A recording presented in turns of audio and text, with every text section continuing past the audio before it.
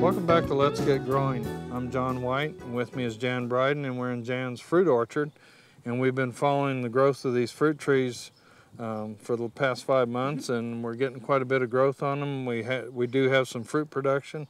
We got through some of the spring frost, and of course we still have some iron deficiency problems, and we're going to have to kind of keep working on those. But right now we're getting a lot of bird damage. The peaches are getting close to ripening, and the birds will always tell you when things are ripe. Right. And unfortunately there's not real good controls for keeping birds off of fruit trees. They seem to know when the fruit's ripe, and pie tins and streamers and stuff like that, they just seem to get used to. So usually netting is the best thing to do, and you can buy a commercial bird netting. And this is a material that's made of a plastic material. And Jan and I are going to unfold this out and string it over the tree. This one's a 14 by 14 foot size, so it's a fairly large net. Trying to get it unfolded.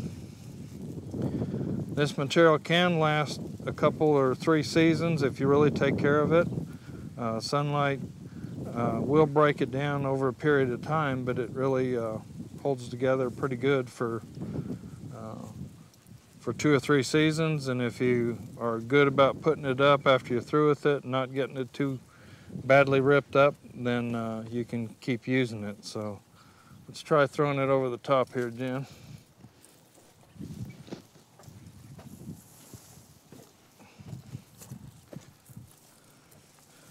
The trick on this material is to get it over the entire tree. You do not want your fruit up against the outside of the netting, actually touching the netting, because if it's touching the netting, then a bird can easily get to it.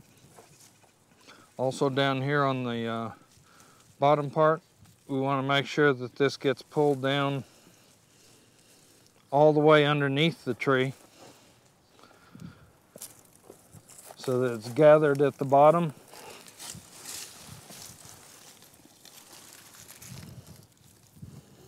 And we're going to tie it together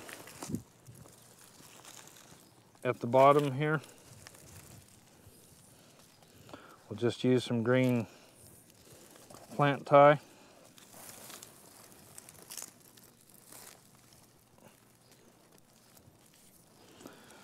And why we tie it off down at the bottom is to keep birds from coming back under the tree and then feeding on the fruit, or a bird getting trapped in the netting. But main reason is just to keep the bird from coming out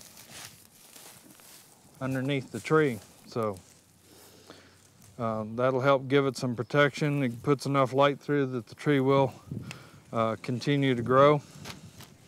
But this is what you need to do to really keep birds and bird damage off your fruit. So I hope so, John. I hope that before too long we'll have some good peach cobbler. Well, be sure and invite me. Okay, I sure will. Jan, let's go take a look at your lawn area. Okay. John, we did a lot of work this month on the lawn. We, of course, fertilized, and we did some spraying for the broadleaf weeds and the weed grasses that were mixed in with the Bermuda, and I think it's coming along pretty well. Okay, do want to remind people, I mean, we got good color on the grass here, but to keep a nice turf area, one of the important things is to mow at the proper height. And with the grass here, we want to make sure that we're not taking more than a third off at a time. If we are, we're cutting down in the stem tissue. The grass is very slow to respond back, and it leaves an opening where weed seed can get into it. So we want to try not to mow it down too low, scalp it. So we want to keep it at a, it may require every 4 or 5 days watering it, but that's what we want to do. Okay. I mean, as far as mowing it. Also noticed you got a brown spot here. It looks like the sprinkler may not be covering good. Right. We did a lot of work this month trying to replace sprinkler heads that weren't working properly, and to make sure everything got enough water. And this one corner of the backyard has always been a problem spot, and it's always been dry.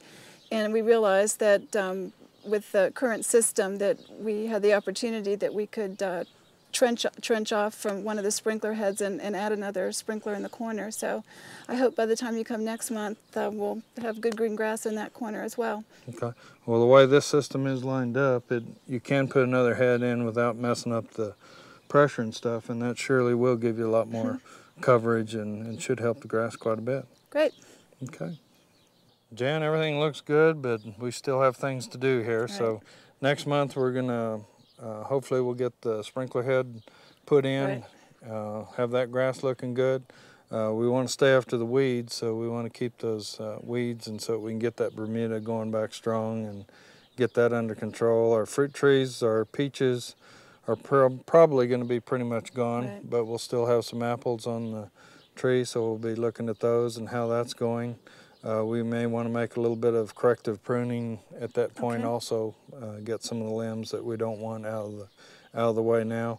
The vegetable garden, we did have some plants that were starting to succumb to insect damage and just older age. We may want to go ahead and get those out and get some new stuff planted in. We want to start thinking here in the next couple months about what we want to do for a fall garden. So as some of this produce, the corn and stuff becomes harvested and out of the garden, then we're going to want to look at some replacement plantings to keep the garden going throughout the year. So it'll give you a few things to do here. It looks like I'll have plenty to do. All right. Thank you, Jan. Thanks, John.